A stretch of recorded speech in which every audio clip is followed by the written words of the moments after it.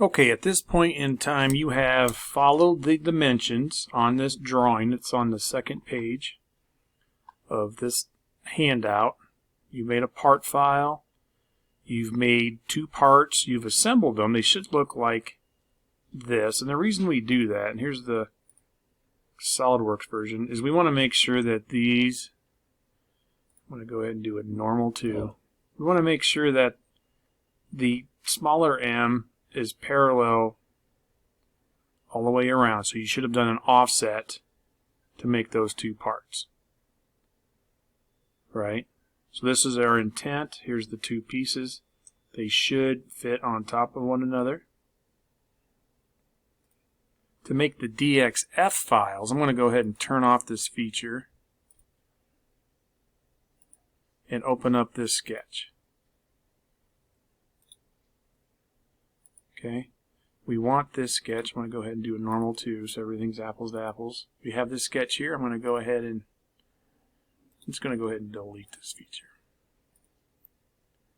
This is what we're after. We want our laser to follow these lines. We don't need it to follow this line. This line was placed so that we can mirror it, right?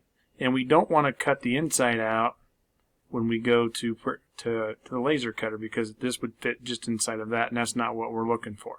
It's hard to glue that up. This piece sits on top of that, so we need to cut the outside lines on a separate file. Then we're going to cut the inside lines on a separate file. So what I can do here is with this sketch, I'm going to go File, Save As. I'm going to save it at what's called a DXF file. DXF. It's right here. This is kind of a universal file used in the CNC world. It's kind of like a PDF, but it has a little more information to it that pertains to the laser cutter. So I'm going to save that as wherever it makes sense. I'm going to save that. In my case, I've got my own folder for it. Right? You're going to think you're done, but you're not. You have this output dialog box over here. Once you click, you don't really have to touch anything on here as long as this looks good. Don't worry about this vertical line. I'm going to show you what to do with that here shortly. I'm going to click OK. Now this is our cleanup window. Okay, you can hold Control down. I'm going to get rid of all the inside pieces, and you can do little windows to help speed things along.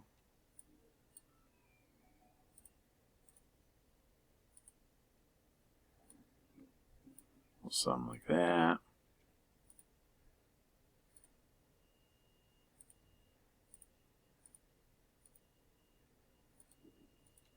And then I'm going to, missed one there, I'm going to remove those. So we want just the lines. This is our outer, or our larger M. I'm going to click Save. Okay, and that's one of the files that you want.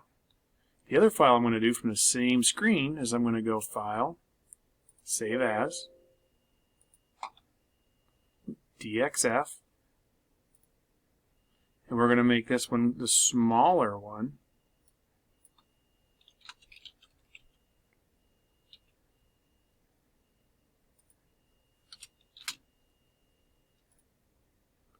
Then I'm going to go ahead and go to this cleanup window, click OK. And then since I'm doing the smaller one, I want to get rid of that.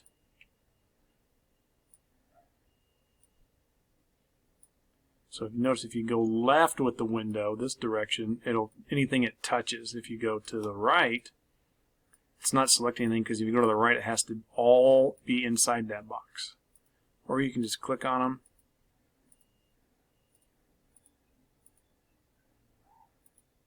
Whatever works best for you.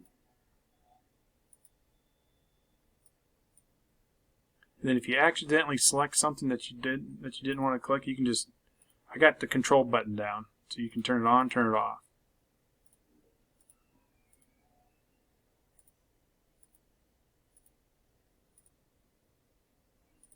And then we're going to delete that. Right? So this will be laser cut, and it's going to look like this. It's going to be smaller, and then the next one that we laser cut will be bigger. And then it comes to the painting. Painting is really difficult for teenagers for some reason. but we want to read the can first and foremost. We want to, I think it says shake it up vigorously for 2 minutes. Some people don't know what vigorously means, and some people don't know what 2 minutes is. Try to make sure that you do exactly what the back of the can says. You want to do several thin or dry layers versus one large soupy mess.